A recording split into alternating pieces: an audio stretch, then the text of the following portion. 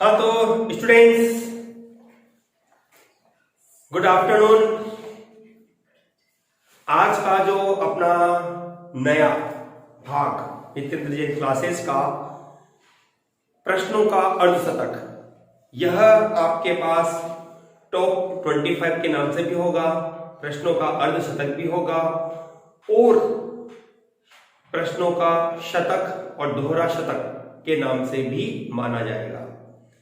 ठीक है स्टूडेंट्स, आज जो हमारे पहले इस भाग की शुरुआत है क्वेश्चनों का अर्धशतक, प्रश्नों का अर्धशतक, जिसमें हम बेहद इंपोर्टेंट 50 से ज्यादा क्वेश्चन आज आपके सामने लेकर आ रहे हैं, जिनकी व्याख्या भी आपको दी जाएगी। स्टूडेंट्स, इस वीडियो को आप जितना बारीकी से देखेंगे, स्पष्ट देखेंगे, लिखते हुए लिखेंगे, तो आपको ये वीडियो काफी बेहद इंपॉर्टेंट लगेगी।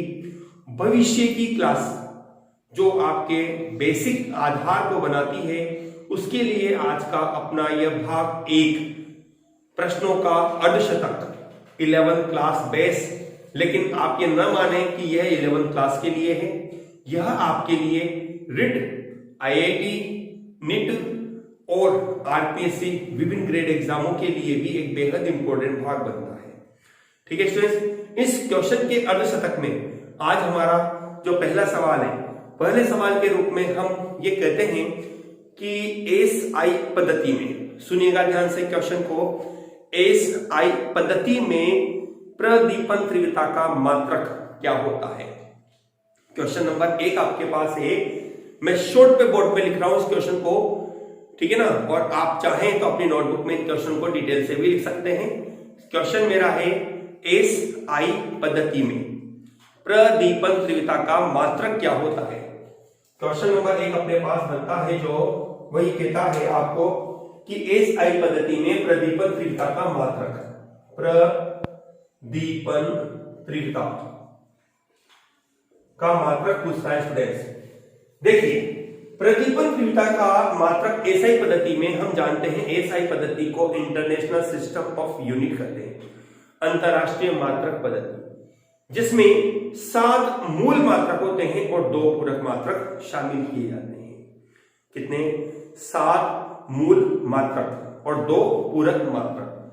7 मूल मात्रकों में आपके पास प्रदीपन तीव्रता एक मात्रक बनता है, ठीक है, जिसका एसआई मात्रक पद्धति में इसको पढ़ा जाता है कैंडेला के रूप में, कैंडेला, जिसको सीडी से लिखा जाता है स्टूडेंट्स। ठीक है, आपके जो पहला प्रश्न मैंने आपसे पूछा है, एसआई पद्धति में प्रदीपन तीव्रता का मात्रक क्या होता है, तो उसका आंसर बनता है कैंडेला। ठीक है, चलिए अपन आते हैं क्वेश्चन नंबर 2 पर, जो अपना मेरा सवाल है, पदार्थ की मात्रा का मूल मात्रक क्या होगा। देखो, जैसा कि अभी मैंने कहा, बोर्ड पे लिख देता हूं शॉर्ट में, पदार्थ की मात्रा, इसका मूल मात्रक स्टूडेंट्स आपसे पूछ रहा है, जैसा भी मैंने आपको कहा, अंतरराष्ट्रीय मात्रक पद्धति, मतलब एसआई पद्धति। एसआई पद्धति में 7 मूल मात्रकों को जो शामिल किया गया था, उसमें आपके पास पदार्थ की मात्रा भी एक मूल मात्रक के रूप में होती है, ठीक है, जिसका मात्रक आपके पास बनता है मोल। इसको मोल के द्वारा लिखते हैं अपन, मोल के द्वारा प्रदर्शित किया जा सकता है। ठीक है स्टूडेंट्स, चलिए क्वेश्चन नंबर 3 अपने पास है, जो कई कंपटीशन एग्जामों में पूछा गया है। 1 जूल में कितने अर्ग होते हैं? 1 जूल में कितने अर्ग होते हैं? शॉर्ट पे बोर्ड पे देखिए, 1 जूल में, यहां रिक्त स्थान दे दिया मैंने, अर्ग आपको बताना है। तो देखिए स्टूडेंट्स, ध्यान रखिएगा, 1 जूल बराबर आपके पास होता है 10 की घात 7 अर्ग के रूप में। ठीक है, 1 जूल में 10 की घात 7 अर्ग होते हैं। आप इसको बीनीय पद्धति के द्वारा भी हल कर सकते हैं और जर्नल पद्धति के द्वारा भी इसको हल किया जा सकता है। ठीक है स्टूडेंट्स, चलिए नेक्स्ट अपन लेते हैं क्वेश्चन नंबर 4 अपना है प्लांक नियतांक। प्लांक नियतांक ये स्टूडेंट्स आरपीएससी सब बोर्ड एग्जाम आरपीएससी एग्जाम में कई बार पूछा गया सवाल है, प्लांक नियतांक का मात्रक क्या होता है, का मात्रक आपसे पूछा जा रहा है।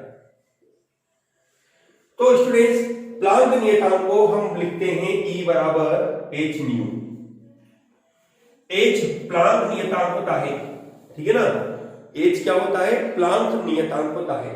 आप प्लांक नियतांक जो बना इसका मात्रक आपको बनाना है, तो एच बराबर होगा E बटे न्यू। न्यू होती है आवृत्ति, आवृत्ति का मात्रक होता है हर्ट्ज के रूप में, ठीक है ना। तो आप इसको लिख सकते हैं, देखिए ऊर्जा, ऊर्जा का मात्रक बनता है जूल प्रति हर्ट्ज, भी इसको लिखा जा सकता है, या जूल इंटू सेकेंड के रूप में भी इसको लिखा जा सकता है, जूल इंटू सेकेंड। क्योंकि रीजन ये होता है हर्ट्ज जो होता है वो आपके पास 1/सेकंड होता है, ठीक है ना। तो जैसे यहां रखोगे आप, ये ऊपर चला जाएगा और जूल इंटू सेकेंड आपको बनेगा। तो आपका आंसर बनता है स्टूडेंट्स जूल इंटू सेकेंड। क्या बनता है, जूल इंटू सेकेंड। यह प्लांक नियतांक का मात्रक होता है।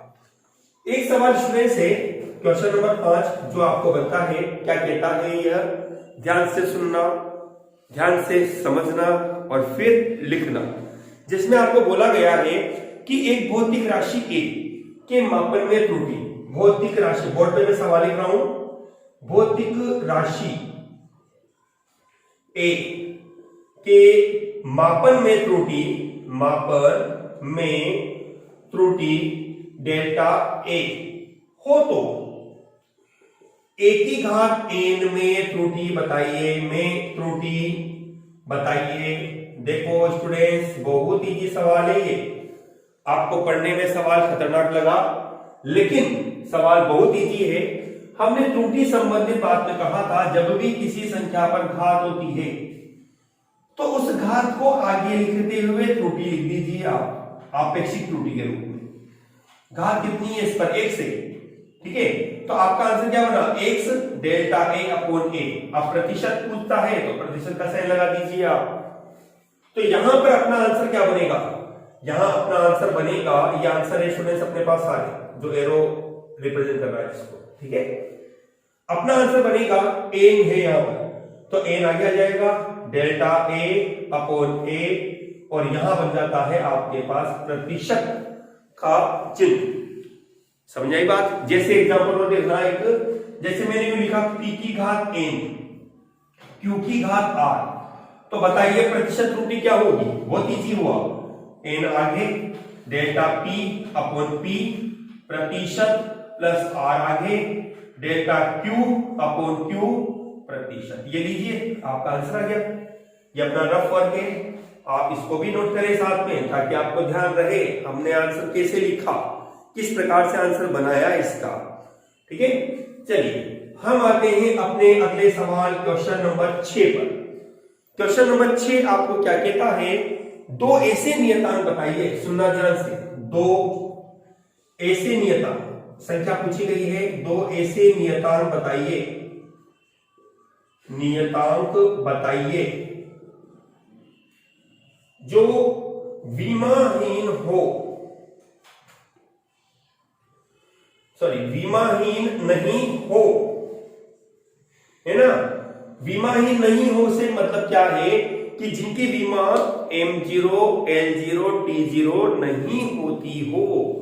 देखिए कई स्टूडेंट के दिमाग में उस समय ये सवाल आंसर आया कि नियतांक पूछ रहा है और विमाहीन हो, तो उसने पता है जल्दी से आंसर क्या लिख दिया, किसी ने विकृति लिख दिया, किसी ने कोण लिख दिया, जबकि वो गलत है। आपको वर्ड बोला जा रहा है नियतांक, आपको बताओ नियतांक कौन से हैं जो विमाहीन नहीं है, जो विमाहीन नहीं है। बिल्कुल एक अपना आंसर बनता है गुरुत्वीय नियतांक। एक तो देखो वर्ड आ गया ना, गुरुत्वीय नियतांक, है ना, गुरुत्वीय नियतांक, ये खुद एक वर्ड है नियतांक के रूप में, ठीक है ना। एक अपने पास क्या है, स्टीफन नियतांक अपने पास रहा, स्टीफन नियतांक रहा।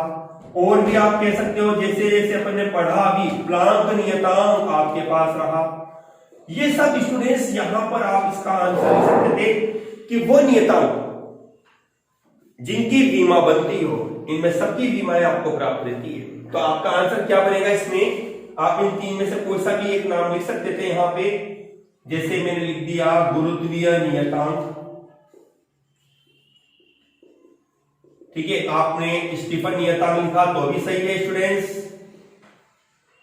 ठीक है। आपने यदि प्लांक नियतांक लिखा तो भी आपका आंसर सही बनता है। जल्दी जल्दी जवाब दिए जावे आप भी, जिसको और आंसर आपको पता है वो भी आंसर लिखकर सेंड कर सकता है। किसी क्वेश्चन में किसी को कोई डाउट है तो कमेंट बॉक्स में वीडियो का नाम लिखकर और आपका क्वेश्चन नंबर या क्वेश्चन आप टाइप करके मुझे सेंड कर सकते हैं। उसका सॉल्यूशन हम दोबारा से अपनी नेक्स्ट वीडियो में आपको जरूर देंगे, ठीक है स्टूडेंट्स। चलिए अब आते हैं अपन क्वेश्चन नंबर 7 पर। क्या कहता है आपको क्वेश्चन नंबर 7 जो हमने आपको बताया, उसमें कहा गया कि निर्वात में प्रकाश का वेग कितना होता है। कई कंपटीशन एग्जाम में पूछा गया सवाल है आपका ये। निर्वात में प्रकाश का वेग, निर्वात में प्रकाश का वेग कई कंपटीशन में पूछा गया स्टूडेंट से सवाल होता है, जिसका मान आपके पास बनता है 3 × 10⁸ मीटर प्रति सेकंड। देखो सुनो और समझो, जो आपके पास 10⁸ तो सेम रहेगा, लेकिन 3 की जगह एग्जिट वैल्यू यदि अपन लेते हैं ना तो 2.99 लिखा जा सकता है। कितना? 2.9 एग्जिट वैल्यू के रूप में मैं लिख देता हूं बोर्ड पे। लेकिन जब हम इसको न्यूमेरिकली सोल्व करते हैं ना तो हम इसको 3 × 10⁸ के रूप में ही ले लेते हैं, ताकि गणित की गणना थोड़ी आसान की जा सके, ठीक है स्टूडेंट्स। चलिए अगला सवाल अपने पास है, कोणीय संवेग का मात्रक बताओ। क्वेश्चन नंबर 8 अपने पास बनता है कोणीय संवेग का मात्रक। देखो कोणीय संवेग, ये रफ वर्क आपका लाइन कर देता हूं साइड। कोणीय संवेग अपने पास होता है जे या एल बराबर होता है आर पी। आर होती है दूरी और पी आपके पास होता है क्या? रेखीय संवेग। तो देखो आर है दूरी मतलब कि मीटर, रेखीय संवेग हो जाता है किलोग्राम × मीटर प्रति सेकंड। तो आपके पास मात्रक क्या होना? Kilogram × metre square upon second के रूप में, ठीक है। देखो एक फॉर्मूला और होता है, एल बराबर एम वी आर। ये भी कोणीय संवेग का ही मात्रक होता है, जिसको आप यूं बना सकते हो किलोग्राम, वेग का मात्रक होता है मीटर प्रति सेकंड, दूरी का मात्रक होता है मीटर। तो आपका क्या बना? किलोग्राम × मीटर स्क्वायर बटे सेकंड, ठीक है। तो इस तरह से अपना मात्रक बनेगा यह kilogram × metre square upon second के रूप में, ठीक है स्टूडेंट्स। मात्रक आप किसी भी फॉर्मूले से बनावे आपका आंसर सेम ही आएगा, चेंज नहीं होगा, ठीक है स्टूडेंट्स। चलिए क्वेश्चन नंबर अपन आते हैं अपने 90 सवाल पर। क्या कहता है क्वेश्चन नंबर 9, आपको ध्यान से देखें, ध्यान से सुने और फिर समझते हुए लिखें। क्वेश्चन नंबर 9 में अपने को बोला गया है 1 न्यूटन में कितने डाइन होते हैं। देखिए बहुत अच्छा सवाल है ये भी आपके पास। 1 न्यूटन में कितने डाइन होते हैं? डाइन होते हैं, है ना स्टूडेंट्स। अभी मत कीजिए इसमें डाइन कहां से लिया है आप, ये तो भूत चुड़ैलों का जमाना छोड़ना है। अब होती है, चुड़ैले भी होती है, भूत भी होते हैं, डरावने व्यक्ति भी होते हैं, ठीक है ना। बहुत सारे होते हैं, एक नहीं दो नहीं, बहुत सारे होते हैं अपने पास ये संख्या, ठीक है। तो अपने पास कंडीशन क्या है यहाँ पे? यहाँ पे स्टूडेंट्स पूछा गया है न्यूटन में कितने डाइन होते हैं। देखिए न्यूटन की यदि अपन बात करते हैं ना तो यह अपने पास एक व्युत्पन्न मात्रक के रूप में होता है, आप कह भी सकते हैं एसआई पद्धति के रूप में। डाइन चला जाता है सीजीएस पद्धति के रूप में, ठीक है ना। ये भी याद रखो, जैसे आपसे पूछे सवाल कि एम के इस पद्धति में मान लिखो तो आप न्यूटन लिखते हो, चल जाता है। सीजीएस पद्धति में मान क्या होगा? आपको डाइन लिखना होगा, ठीक है। तो आपके पास स्टूडेंट्स 1 न्यूटन बराबर होता है 10⁵ डाइन के बराबर। ठीक है ना। 1 न्यूटन में कितने डाइन बनते हैं? 10 की घात 5 डाइन बनते हैं। ठीक है स्टूडेंट्स, चलिए अपन आते हैं अपने नेक्स्ट क्वेश्चन पर। क्वेश्चन नंबर जो अपना बनता है 10वां सवाल। क्वेश्चन नंबर 10 में आपके पास है पूरक मात्रक कितने होते हैं? पूरक मात्रक, बहुत बार सवाल दे दिया अपन ने यह, पूरक मात्रक कितने होते हैं? देखो हमने इसको क्या बनाया, कैसे बनाया, किस तरह से लिखा, सुनिएगा ध्यान से। पूरक मात्रक, जैसा अभी अपन ने अपने पहले सवाल में कहा था कि एसआई पद्धति, अंतरराष्ट्रीय मात्रक पद्धति, जिसमें हमने ये कहा पूरक मात्रक जो बनते हैं 2 होते हैं और मूल मात्रक होते हैं 7। इनको बनाकर ही अंतरराष्ट्रीय मात्रक पद्धति को बनाया गया है। ठीक है स्टूडेंट्स, तो इस आधार पर आपका पूरक मात्रकों की संख्या कितनी बनती है? 2। याद होना चाहिए कौन कौन से होते हैं, आपको ये भी याद रखना चाहिए, ठोस कोण और तलीय कोण। ये 2 मात्रक होते हैं आपके पास, ठोस कोण और तलीय कोण के रूप में, जिनका मात्रक रेडियन और स्टेरेडियन के रूप में होता है। ठीक है स्टूडेंट्स, चलिए अपन आते हैं अपने अगले सवाल क्वेश्चन नंबर 11 पर। अगला सवाल जो अपना क्या कहता है, प्रतिबल का मात्रक लिखो। जल्दी से जवाब दीजिए। प्रतिबल का मात्रक, प्रतिबल दाब के लगभग समान होती है। जो दाब का मात्रक होता है वही प्रतिबल का बनता है। ठीक है, अब जल्दी से दाब का मात्रक बताओ। दाब का मात्रक होता है, बिल्कुल जल्दी से जवाब दें आप। आपका मात्रक बनेगा बल बटे मीटर स्क्वायर, मतलब कि बल बटे क्षेत्रफल। तो हम लिख सकते हैं प्रतिबल का मात्रक, प्रतिबल का मात्रक आपके पास बनेगा न्यूटन बटे मीटर स्क्वायर। यदि स्टूडेंट्स आपने यूं लिखा, क्या आपने लिखा बल बटे क्षेत्रफल, तो गलत है। मैंने फॉर्मूला थोड़ा पूछा है, मैंने तो आपसे मात्रक पूछा है। तो मात्रक क्या बनता है? न्यूटन प्रति मीटर स्क्वायर। ठीक है ना, न्यूटन बल का मात्रक है और मीटर स्क्वायर आपके पास बनता है किसका? क्षेत्रफल का मात्रक बनता है। चलिए अगले सवाल पे बनाते हैं। वीडियो कैसी लग रही है बीच बीच में आप कमेंट जरूर करते रहिए स्टूडेंट्स। क्वेश्चन नंबर अपना अगला बनता है क्वेश्चन नंबर 12 के रूप में अपन लेते हैं वेग प्रवणता की विमा लिखी है। वेग प्रवणता की विमा लिखी है। विमा, चलिए विमा बनाते हैं।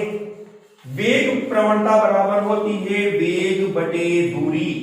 ठीक है ना, वेग की विमा बनती है अपने पास m0 l1 t-1 और दूरी की विमा बनती है l1। तो अपने पास कुल विमा बन जाती है m0 l0 t-1। जैसा कि हमने बताया भी था आपको कि विमा सदैव अंग्रेजी के बड़े अक्षर में लिखी जाती है और बड़े कोष्टक का इसके द्वारा उपयोग किया जाता है। तो ध्यान रखिएगा, आपके पास बड़े अक्षर लिखते हुए m0 l0 और t-1, ये आपके पास बनेगी वेग प्रवणता की विमा। ठीक है स्टूडेंट्स, चलिए क्वेश्चन नंबर अपन आते हैं अपने नेक्स्ट 13 क्वेश्चन पर। क्या कहता है आपको 1002 मीटर में कितने सार्थक अंक होते हैं? 1002 मीटर में सार्थक अंक देखिए, ये आपके पास कई एग्जामों में टॉपिक तो नहीं है सार्थक अंक, जिसको इंग्लिश में बोलते हैं हम सिग्निफिकेंट नंबर। ठीक है ना, देखिए सिग्निफिकेंट नंबर में हम ये कहते हैं कि यदि आपके पास प्रथम और अंतिम अशून्य अंक है, अशून्य का मतलब हो गया शून्य नहीं होना चाहिए, उनके बीच में कितने ही जीरो आ जाए सभी को सार्थक अंकों में शामिल किया जाता है।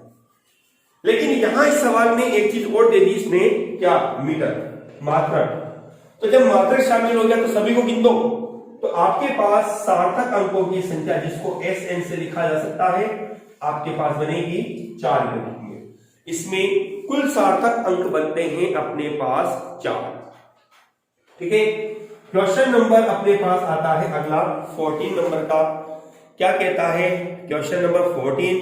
त्रुटियां कितने प्रकार की होती है? बहुत अच्छा सवाल है। त्रुटियां कितने प्रकार की होती है? कितने प्रकार की होती है? देखिए स्टूडेंट्स, त्रुटियां केवल 2 प्रकार की होती है, ध्यान रखना। आप लोग सोचते होंगे सर वह परम त्रुटि, माध्य परम त्रुटि, आपेक्षिक और प्रतिशत आपेक्षिक त्रुटि, तो 4 हो गई ना। तो आप 2 प्रकार क्यों बोल रहे हो? मूलतः त्रुटि 2 प्रकार की बनती है। वो तो आपके पास उन त्रुटियों को हल करने की प्रक्रिया होती है 4, जिसको हम परम त्रुटि, माध्य परम त्रुटि, आपेक्षिक त्रुटि और प्रतिशत आपेक्षिक त्रुटि कहते हैं। ठीक है ना। त्रुटियां 2 प्रकार की बनती है, जिन्हें हम अनियमित त्रुटि और यादृच्छिक त्रुटि के रूप में भी पढ़ते हैं। ठीक है स्टूडेंट्स, चलिए अपना नेक्स्ट क्वेश्चन नंबर 15 क्या कहता है? क्वेश्चन नंबर हम हमारा 15वां लेते हैं। एक आर्क मिनट में कितने रेडियन होते हैं? एक आर्क मिनट में कितने रेडियन होते हैं? कितने रेडियन? बहुत अच्छा सवाल है स्टूडेंट्स, ये भी है ना, क्योंकि कई को पता नहीं होता कि क्या चीज पूछी जा रही है। ठीक है, देखिए अपने पास रेडियन की प्रक्रिया में कंडीशन जब अपने को निकालनी है तो हम इस चीज को जानते हैं कि कंडीशन क्या बनेगी आपके पास।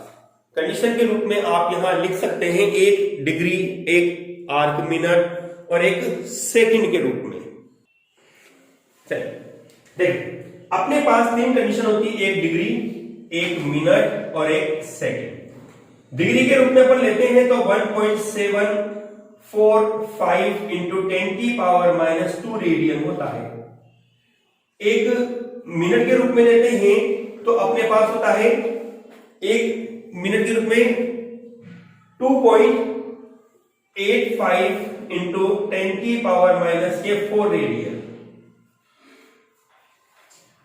2.91 और सेकंड के रूप में होता है 4.85, उल्टा लिख दिया मैंने ना, 10⁻⁻⁶ रेडियन। आपके पास बनता है 1 डिग्री 1.74 10⁻²। 1 मिनट आपके पास बनता है, ये जो एक लाइन होती है मिनट को और 2 लाइन होती है 10 सेकंड को दर्शाती है, 2.91 इंटू 10⁻⁴ रेडियन और 3 लाइन आपके पास होगा, सॉरी सेकंड के लिए 4.85 इंटू 10⁻⁶ रेडियन होता है। आपसे पूछा गया है मिनट के लिए, तो आपके पास बनेगा 2.91 इंटू 10⁻⁴ रेडियन। यह आपका आंसर बनेगा स्टूडेंट्स। ठीक है स्टूडेंट्स, अभी आपके केवल 15 सवाल हुए हैं, जल्दी से इनको नोट करिए, फिर हम बोर्ड को इरेज करके आगे के नेक्स्ट क्वेश्चन के बारे में डिस्कस करते हैं। चलिए अपन आते हैं अब अपने क्वेश्चन नंबर 16 पे। क्या कहता है आपको? स्क्रू गेज का अल्पतमांक। देखिए स्टूडेंट्स, ये एक ऐसे उपकरण हैं जिनका अल्पतमांक के आधार पर जो भौतिक राशि, जो वस्तु अपने को दी जाती है, उसका मापन हम उतनी शुद्धता से कर सकते हैं।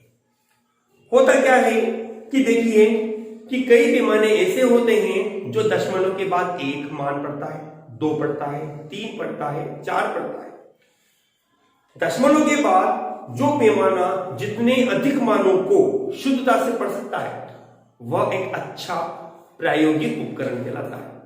तो स्टूडेंट्स, स्क्रू गेज एक ऐसा ही उपकरण है जिसका अल्पतमांक दशमलव के बाद 3 संख्याओं तक जाता है।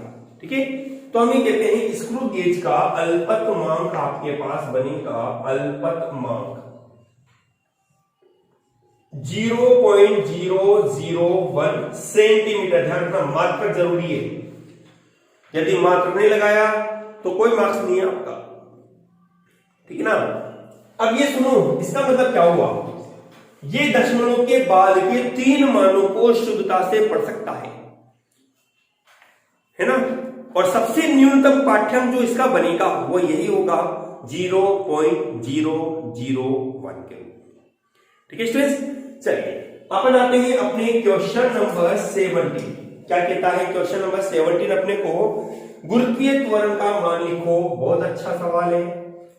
हर छोटी क्लास से 9वीं क्लास से लेके और 12वीं क्लास तक का जनरल हर स्ट्रीम का स्टूडेंट जानता है इसका मान, गुरुत्वीय त्वरण का मान आपके पास होता है स्मॉल g बराबर 9.8 मीटर प्रति सेकंड स्क्वायर होता है। गुरुत्वीय त्वरण जो कि पृथ्वी के बल F बराबर mg से संबंधित होता है। ठीक है स्टूडेंट्स, चलिए अपन आते हैं क्वेश्चन नंबर 18 पर। क्वेश्चन नंबर 18 अपने को क्या कहता है? क्वेश्चन नंबर 18 में हम ये कहते हैं तरंग धैर्य की विमा लिखिए। बहुत बढ़िया, तरंग धैर्य की विमा क्या बनेगी? चूंकि तरंग धैर्य एक दूरी के रूप में होता है और दूरी की विमा आपके पास दूरी के रूप में, दूरी की विमा आपके पास बनती है मीटर को चेंज करने से, और मीटर आपके पास होता है L1 के रूप में। तो विमा क्या बनी इसकी? m0, L1 और T0। ये आपके पास होगी तरंग धैर्य की विमा। ठीक है स्टूडेंट्स, कैसा लग रहा है पेपर? मजे आ रहे हैं? लाइक और डिसलाइक अवश्य करते रहिए। क्वेश्चनों के जवाब यदि आपको एडवांस में याद है तो आप उनके जवाब हमें लिखकर जरूर सेंड कीजिए। ठीक है स्टूडेंट्स, चलिए क्वेश्चन नंबर अपन आते हैं 19 नंबर पर। क्या कहता है अपने को? क्वेश्चन नंबर 19 के रूप में अपन कह सकते हैं आवेग की विमा लिखो भाई। आवेग की विमा, आवेग की विमा। अब देखो दो तरीके हैं स्टूडेंट्स, हमने पढ़ा भी था कि आवेग को लिखते हैं आई से। आवेग बराबर होता है संवेग के, तो संवेग की जो विमा है वही आवेग की विमा होगी। संवेग का फॉर्मूला होता है mv के रूप में, तो आपके पास क्या बनेगा?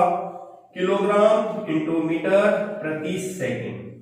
आप इसकी विमा बना सकते हो m1 L1 T-1 के रूप। या फिर आपके पास आवेग का फॉर्मूला होता है बल इंटू समय। ठीक है ना, बल की विमा होती है m1 L1 T-2 और समय हो गया T1। ठीक है, तो विमा क्या बनेगी? m1 L1 T-1। तो इस प्रकार से आवेग की विमा बनती है m1 L1 T-1। ठीक है, चलिए हम आते हैं अपने क्वेश्चन नंबर 20। अभी अर्धशतक में बहुत क्वेश्चन बाकी अपने। ठीक है ना, अभी तो 20 सवाल तक अपन पहुंचे हैं। सवाल नंबर 20 अपने को कहता है कि a डॉट b बराबर a डॉट c। सुनो ध्यान से, a सदिश डॉट b सदिश बराबर a सदिश डॉट c सदिश हो तो क्या b सदिश बराबर c सदिश हो सकता है? बिल्कुल। क्या होगा सॉल्यूशन? देखो जल्दी से बोर्ड पे और जल्दी से मार दो क्वेश्चनों का चौका। देखो a सदिश डॉट b सदिश बराबर a सदिश डॉट c। क्रम विनिमयता के आधार पर अपन कह सकते हैं a से a कट गया। सदिश होता तो नहीं कटता, सदिश होता तो नहीं कटता, ये अदिश गुना था। यदि आपने इस क्वेश्चन का जवाब सही दिया तो इसका मतलब है आपने चौका ही नहीं सिक्सर ही मार दिया सीधा। ठीक है, तो आपका आंसर क्या बनेगा? बिल्कुल सही। हाँ, यह सही है, आपके पास सही है। आपने ये लिखा तो अभी आपका आंसर सही है। क्वेश्चन नंबर अपना आता है 21वां नंबर। क्वेश्चन नंबर 21 क्या कहता है आपको?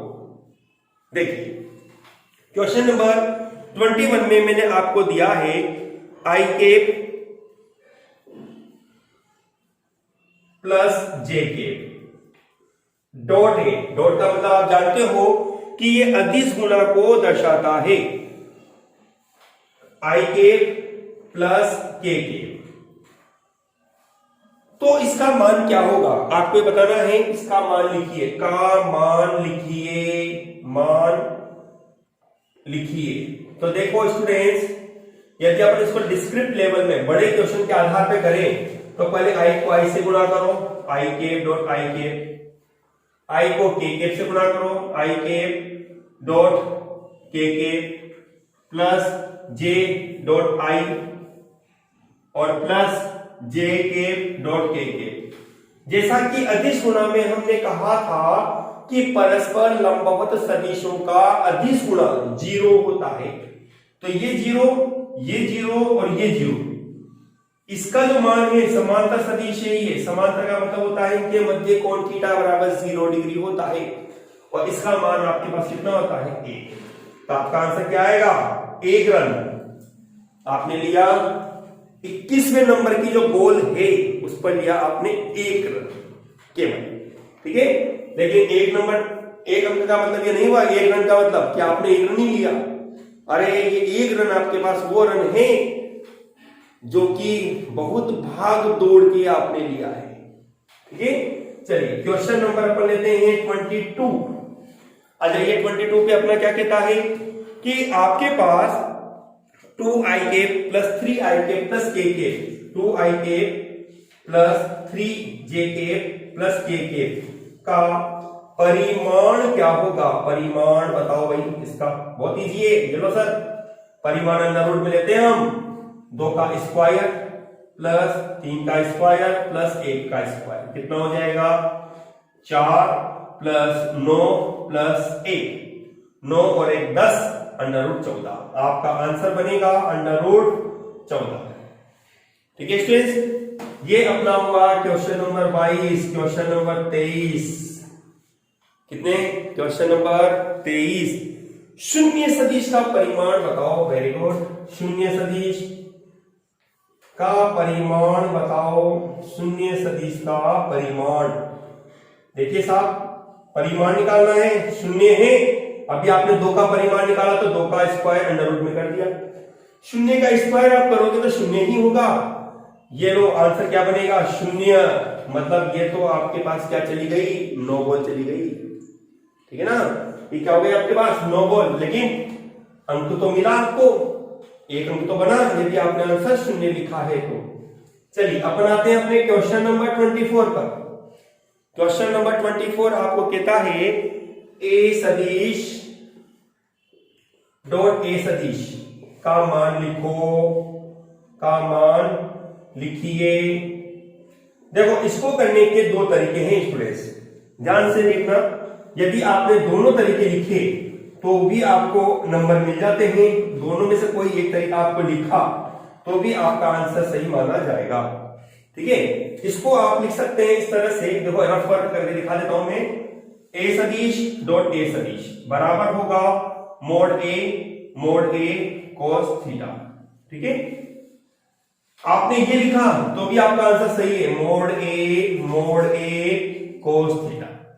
और आपने यू लिखा ए स्क्वायर तो भी आपका आंसर सही है, क्योंकि जैसा कि हम जानते हैं डॉट इंटू डॉट आपके पास होता है तो एक मान बन जाता है, एक समान है, इसलिए इसको लिखा जा सकता है ए स्क्वायर के रूप में। चलिए आते हैं अपन 25। 50 क्वेश्चनों का आधा पड़ाव पूरा होने जा रहा है। क्वेश्चन नंबर 25वां सवाल अपना क्या बनता है, देखिए, सुनिए और समझिए। x की घात 7 का अवकलन क्या होता है। वेरी गुड, अवकलन बहुत ही सवाल है। d/dx x की घात n, जिसका आंसर आपको मैंने बोला था n(x n-1) होता है। जल्दी से आंसर छाप दो आप, क्या बनेगा n की जगह 7 आ रहा है, ये लो सर फटाफट 7 x की घात 6, ये आपका आंसर बनेगा। ये लो, हमें तो 10 सेकंड में नहीं लगे, फटाफट इसका आंसर लिख दिया, x की घात 7 का। चलिए अपन आते हैं अगला सवाल अपने पास है क्वेश्चन नंबर 26, जो क्या कहता है, आपको कहता है 180 किलोमीटर प्रति हॉवर को मीटर प्रति सेकंड में बदलो, चेंज करो। बहुत इजी है सर, आपने ट्रिक बता रखी थी ना, उसी से कर दिया हमने। तो 180 को 5/18 से गुणा कर दो तो ये किसमें आ गया, 10 बार कटेगा, 50 मीटर प्रति सेकंड। ये लो आपका आंसर आ गया सर 50 मीटर प्रति सेकंड। आप तो सर क्वेश्चन नंबर 26 में 50 आंसर लिया है ना। अरे नहीं, ये 50 आंसर भी अपना अर्धशतक नहीं हुआ है। अर्धशतक के लिए तो अभी अपने को 24 रन और बाकी है, ठीक है ना। चलते हैं अपन क्वेश्चन नंबर 27 पर। क्या कहता है यह, अपना कहता है x³ का समाकलन, x³ का समाकलन क्या होता है, समाकलन अपने को इसका लिखना है। जैसा कि आपको बताया था, समाकलन का चिन्ह होता है किस तरह का, x की घात n और dx आपके पास होता है, तो इसका आंसर बनता है n+1 बटे n+1। ठीक है, अब n की जगह 3 है तो आप जल्दी से आंसर छापोगे, 3+1 बटे 3+1, ये लो सर x की घात 4 बटे 4, ये आपका आंसर आ गया सर। ठीक है ना, कितने सवाल लगोगे अपने, क्वेश्चन नंबर 27 सवाल हो गए अपने। चलिए स्टूडेंट्स, क्वेश्चन नंबर 28, सदिशों का सदिश गुणन, सदिशों का सदिश गुणन किस नियम द्वारा ज्ञात किया जाता है। देखो स्टूडेंट्स, आपने लिखा क्रॉस गुणन तो भी सही है, आपने लिखा वश गुणन तो भी सही है, लेकिन ध्यान रखना यदि आपसे दिशा पूछता है तो दक्षिणावर्त पेच नियम या दाहिने हाथ के नियम द्वारा इसकी दिशा ज्ञात की जाती है। ठीक है स्टूडेंट्स, अगला सवाल अपने पास है 29। देखो ध्यान रखना स्टूडेंट्स, ये क्वेश्चन बहुत प्रॉब्लमेटिक बनता है। मैंने कहा है सदिशों का सदिश गुणन, सदिशों का सदिश गुणन किस नियम द्वारा ज्ञात किया जाता है, नियम है ना, मैं कहता किस नियम का पालन करता है, तो आपके पास बोलता है बंटनता का नियम है। ठीक है, दिशा पूछता है तो दाहिने हाथ का नियम, मैक्सवेल का स्क्रू बोल्ट नियम की सहायता से इसकी दिशा ज्ञात किया सकता। चलिए हम आते हैं क्वेश्चन नंबर 29 पर। क्या कहता है आपको, 3 न्यूटन व 4 न्यूटन के बल परस्पर लंबवत क्रियाशील है, परस्पर लंबवत क्रियाशील है, क्रियाशील है, तो परिणामी बल क्या होगा, परिणामी बल क्या होगा। देखिए लंबवत है, अब ध्यान रखना पहले x दे रखा है 3 न्यूटन का, बाद में है 4 का, परिणामी बल होगा इनके बीच में यह F, पाइथागोरस प्रमेय लगा सकते हो आप, F बराबर होगा अंडर कर्ण स्क्वायर बराबर आधार स्क्वायर, है ना, कर्ण स्क्वायर बराबर आधार स्क्वायर प्लस लंब स्क्वायर, मतलब 3 का स्क्वायर प्लस 4 का स्क्वायर, 3 तिया 9 प्लस 4 चौक 16, कितना हो जाता है अंडर रूट 25, मतलब कि 5 न्यूटन। आपका आंसर क्या बनेगा, आंसर बनेगा आपका 5 न्यूटन। इस बॉल पे तो आप सोचने लग गए रन लेवें या नहीं लेवें, है ना स्टूडेंट्स।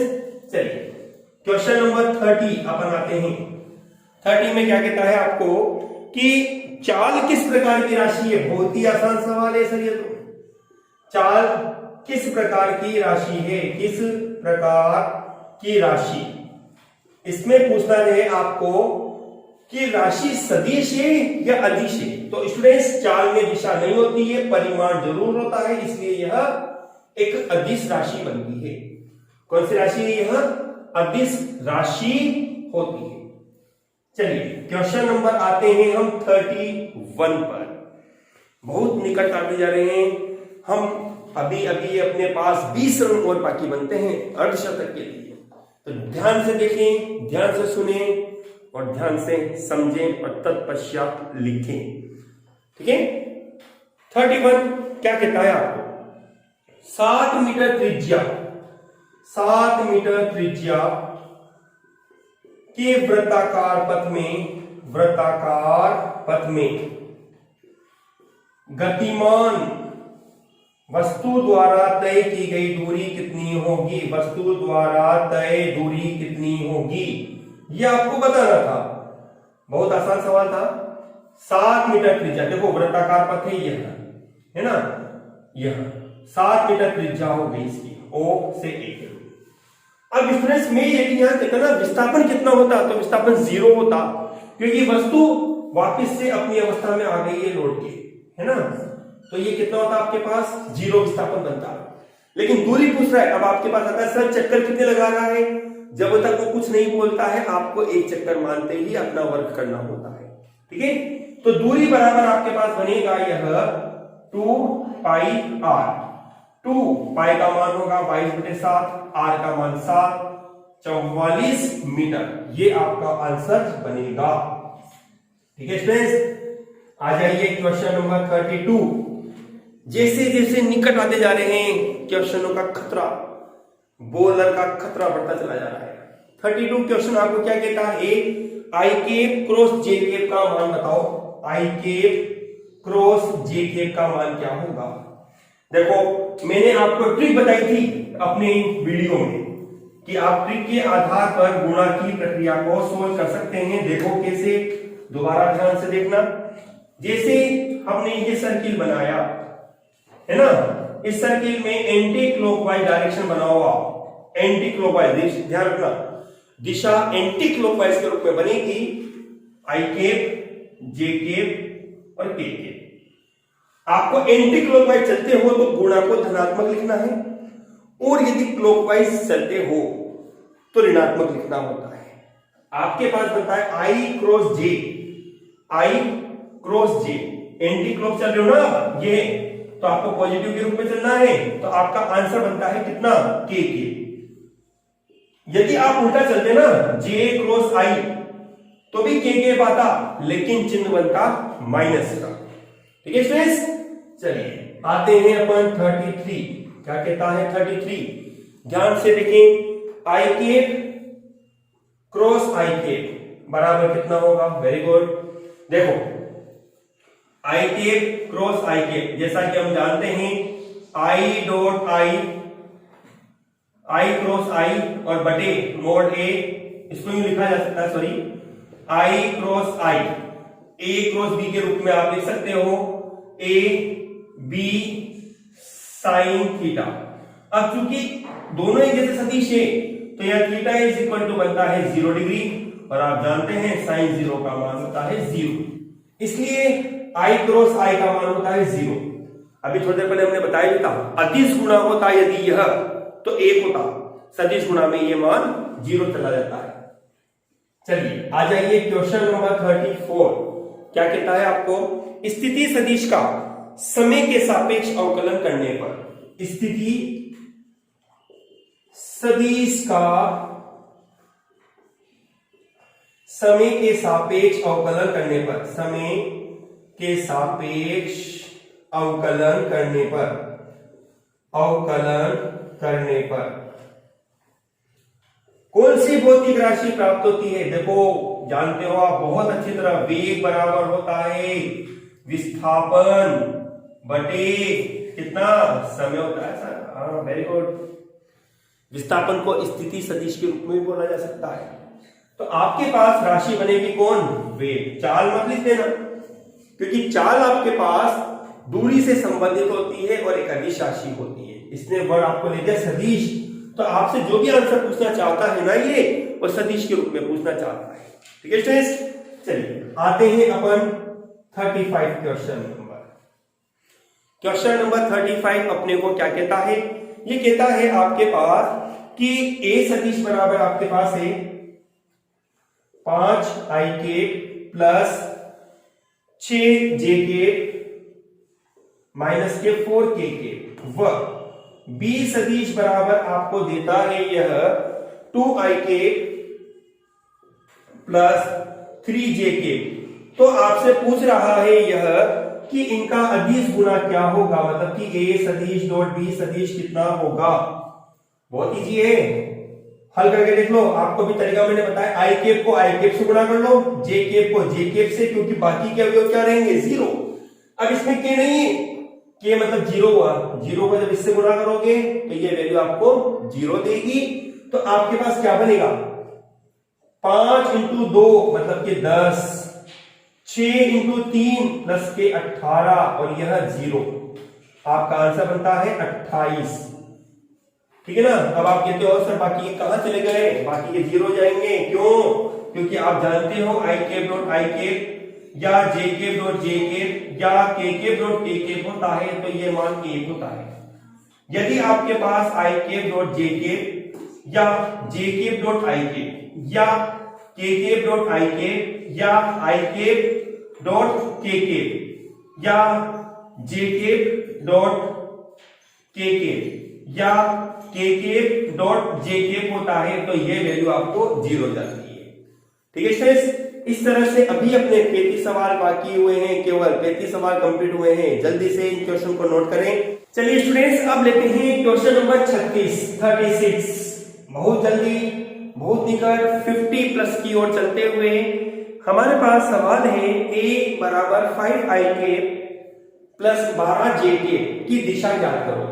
a सदिश बराबर आपके पास है 5i प्लस 12j की दिशा ज्ञात करो।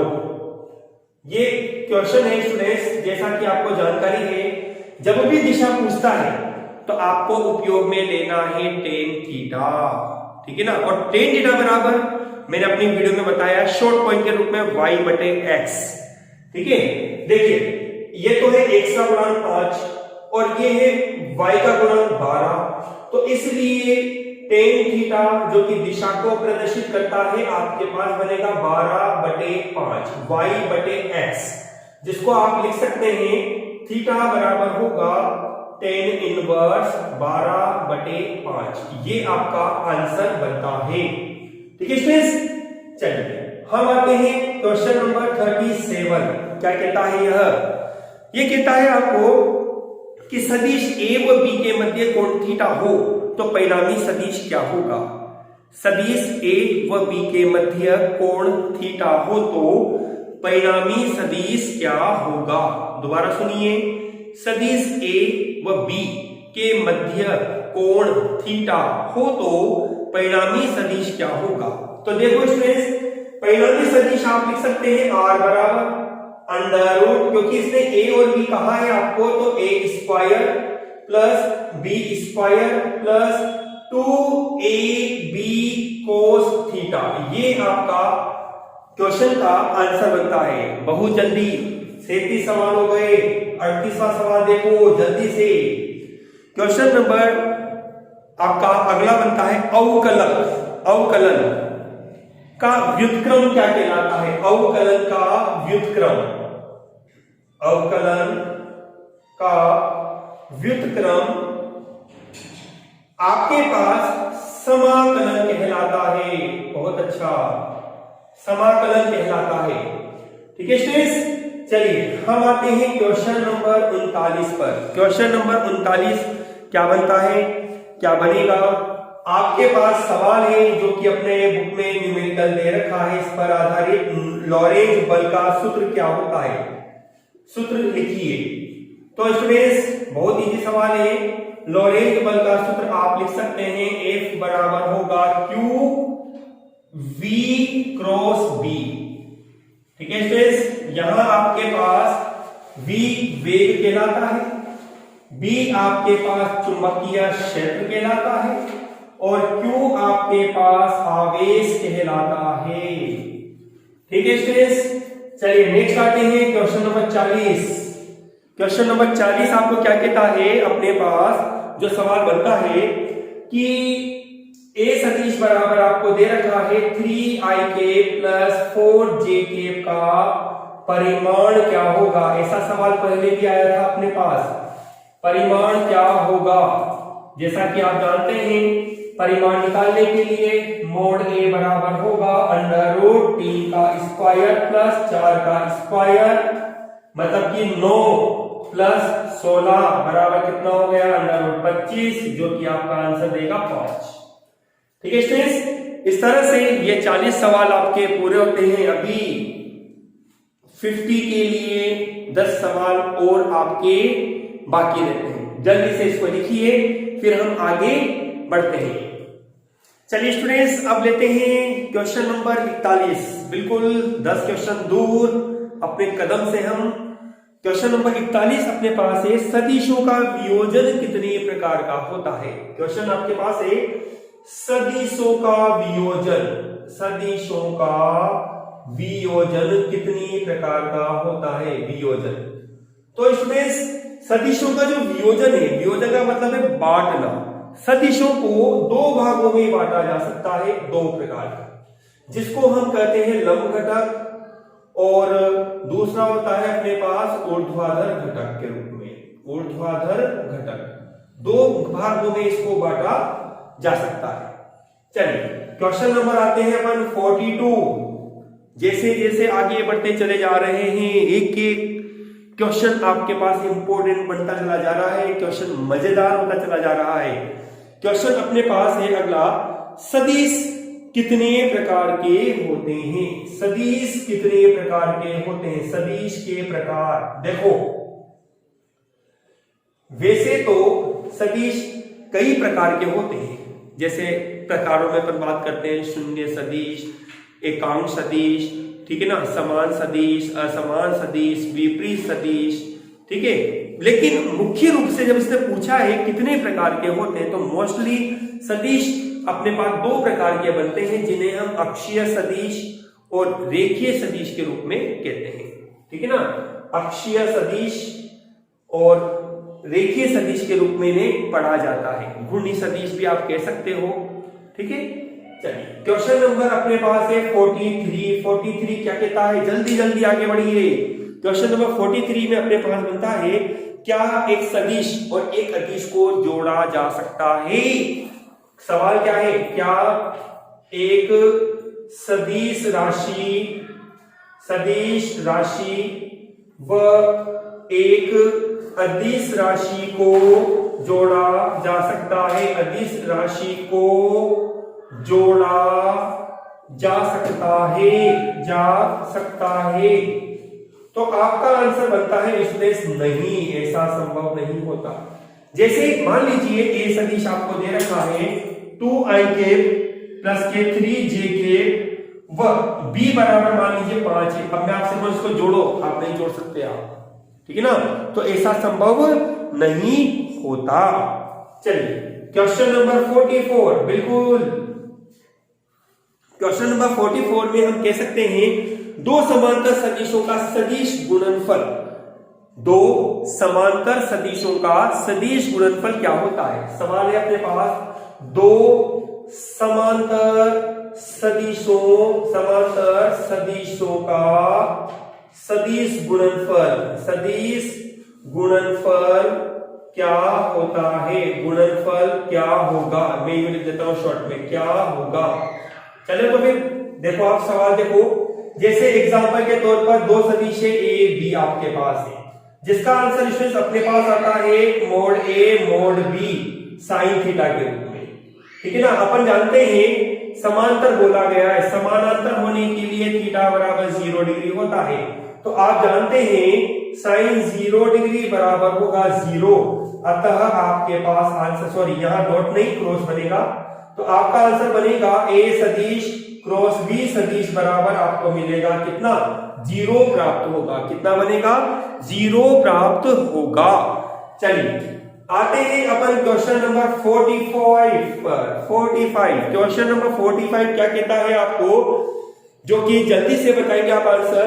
क्या सदिश गुणन क्रम विनिमय नियम का पालन करता है? क्या सदिश गुणन क्रम विनिमय नियम का पालन करता है? गुणन क्रम विनिमय नियम का पालन करता है। तो आपका आंसर बनेगा स्टूडेंट्स नहीं, इसका आंसर होगा नहीं, क्योंकि इसका रीजन मैंने आपको बताया भी था, अभी पहले भी सवाल आया था, ए क्रॉस बी बराबर नहीं होता बी क्रॉस ए। लेकिन आप इसको लिख सकते हैं, इस तरह से लिखना चाहो तो ए क्रॉस बी बराबर होगा माइनस के B cross A. Okay students, देखिए कितनी डिटेल से आपको यहाँ एक एक चीज बताई जा रही है। यदि आप इन क्वेश्चनों को अपनी कॉपी में नोट करते चलोगे तो आगे, हालांकि कहने को एक एक नंबर के सवाल है, लेकिन एक आपके माइंड को ये ब्रेन वॉश करता है, आपके लिए काफी उपयोगी होता है। ठीक है, चलिए आगे आते हैं अपन क्वेश्चन नंबर 46 क्या कहता है। क्वेश्चन नंबर 46 में मैंने आपको दिया शक्ति का बल के साथ संबंध लिखो। शक्ति जिसको पावर कहते हैं, शक्ति का बल के साथ संबंध लिखो। संबंध, चलिए तो फिर जल्दी से बताएंगे आप इसका जवाब। इसका जवाब होता है P बराबर F इंटू V। F बल है और V आपके पास वेग कहलाता है। क्या कहलाता है? V वेग होता है आपके पास। ठीक है, चलिए अगला सवाल 47, बहुत निकट। यदि 46 पर हमें एक चौका मिलता है तो हम 50 की ओर अग्रसित होते हैं।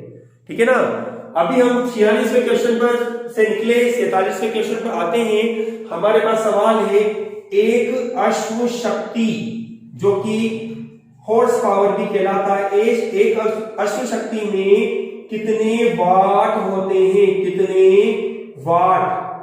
वाट को W से लिखा जाता है स्ट्रेस होते हैं। तो आपका आंसर बनेगा 746 वाट। याद रखिएगा, कई कंपटीशन एग्जामों में ये सवाल आए हुए हैं आपके पास। जो सवाल अभी मैंने आपको बोर्ड पे लिखा है, कई कंपिटिटिव एग्जाम में ये सवाल आपसे पूछे गए हैं। अगला सवाल क्वेश्चन नंबर 48, ध्यान से सुने, समझे और लिखें। सवाल है अपने पास, संवेग का बल के साथ संबंध लिखो। के साथ संबंध, देखो, सुनो और समझो। यहां शक्ति का बल के साथ संबंध है या संवेग का बल के साथ संबंध है, जो कि आपके पास बनता है न्यूटन का द्वितीय नियम, गति का द्वितीय नियम, जिसको हम जानते हैं F बराबर होता है dP अपॉन dt। ठीक है ना स्टेस, F बराबर होता है dP अपॉन dt के रूप में। चलिए क्वेश्चन नंबर 49, बिल्कुल जल्दी से, अपना अर्धशतक निकटतम है अपने पास है। अगला सवाल, ऋणात्मक त्वरण को क्या कहते हैं? बहुत बढ़िया, ऋणात्मक त्वरण को क्या कहते हैं? ऋणात्मक त्वरण को क्या कहते हैं? ठीक है स्टूडेंट्स, आंसर क्या बनेगा? इसको कहते हैं मंदन। ऋणात्मक त्वरण जो होता है उसको मंदन के नाम से जाना जाता है। ठीक है, चलिए क्वेश्चन नंबर 50, बिल्कुल हाफ सेंचुरी, बिल्कुल 1 रन बाकी। तो अपने क्वेश्चनों का भी यहां पर एक क्वेश्चन बाकी, जिसमें अपन कहते हैं, जल्दी से बताएंगे अपन। हमने कहा 1 फुट में कितने सेंटीमीटर होते हैं? 1 फुट में कितने सेंटीमीटर होते हैं? देखिए सवाल भी ऐसा आया है। 1 फुट मतलब 1 रन अपने पास बनता है 30.48 सेंटीमीटर, बराबर होता है 1 फुट। लीजिए आपके क्वेश्चनों का अर्धशतक कंप्लीट होता है। लेकिन हमने जैसा कहा 50 प्लस, तो अपना 51 शुभ आंकड़ा अपने पास चलता है, जिसमें मैंने आपको बोला है अगला सवाल, 2 विमाहीन राशियों के नाम लिखो। 2 विमाहीन राशियों के नाम लिखो। ठीक है, तो देखो स्टूडेंट्स, एक तो आपके पास बनता है कोण अपवर्तनांक। ठीक है, ऐसे ही विकृति आपके पास रही। ठीक, और भी हो सकते हैं आपके पास त्रिकोणमितीय अनुपात रहे, जैसे त्रिकोणमितीय अनुपात, ये भी विमाहीन राशि होती है, अनुपात।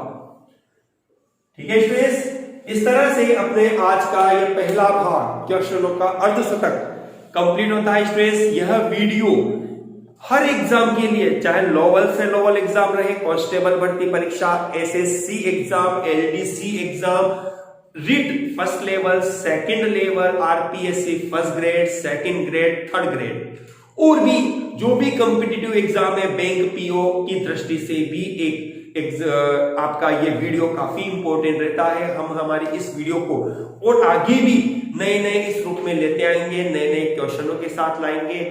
वीडियो को आप शेयर जरूर करिए और अपनी फेयर कॉपी में एक अलग से पेज निकाल के इन क्वेश्चनों को आंसर सहित अवश्य लिखिए। आपके फ्यूचर में किसी कॉम्पिटिटिव एग्जाम के लिए आपके लिए यह वीडियो काफी उपयोगी साबित होगी स्टूडेंट्स। धन्यवाद स्टूडेंट्स, थैंक यू।